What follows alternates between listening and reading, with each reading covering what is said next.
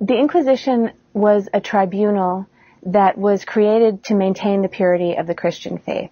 People who committed crimes against Christianity were brought to the Inquisition. In the late 15th century, the Pope gave Ferdinand and Isabel, the Catholic monarchs of Spain, the right to have an inquisition. They were concerned about the heresies of Judaism, Protestantism, and Islam. They were also concerned with blasphemies, lesser crimes like bigamy, taking God's name in vain, witchcraft. By the time the Inquisition got to Mexico in the early 16th century, shortly after the conquest, really it wasn't as concerned with these heresies, but more concerned with these lesser blasphemies. And the Inquisition in its final form in Mexico was established in 1571. Before 1571, the Inquisition was run by clerics, and Indians were under the jurisdiction of the Inquisition. It was decided that the punishments being meted out to the Indians were way too harsh. A separate tribunal was established for Indians, and so this new Inquisition was established to deal with Spaniards, blacks, mulattoes. You can only be brought to the Inquisition if you're a Christian. So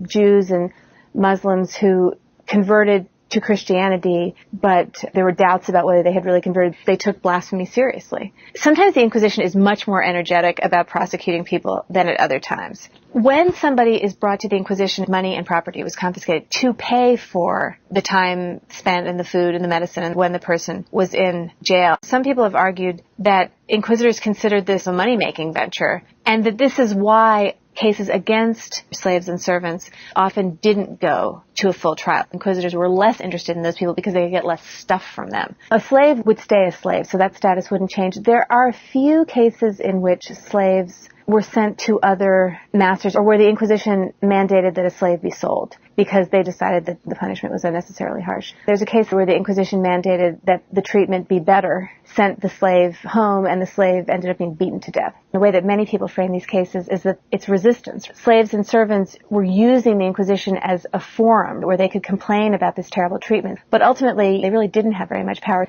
In Gertrudis' case, her family sells her to an ingenio, so it's not like their lives were markedly improved by this visit to the Inquisition. In the second part of this case, Gertrudis goes to this cleric who tells her story. She knows that this is a body that's not necessarily on her side, but this is a body that she can appeal to. Men and women do not seem to be treated differently by the Inquisition. For non-Spaniards, race was more of a determining factor in looking at people's position within the social hierarchy than gender. Gender clearly is important in terms of their interactions with each other, but in terms of the Inquisition, it ends up being your racial situation that is more important.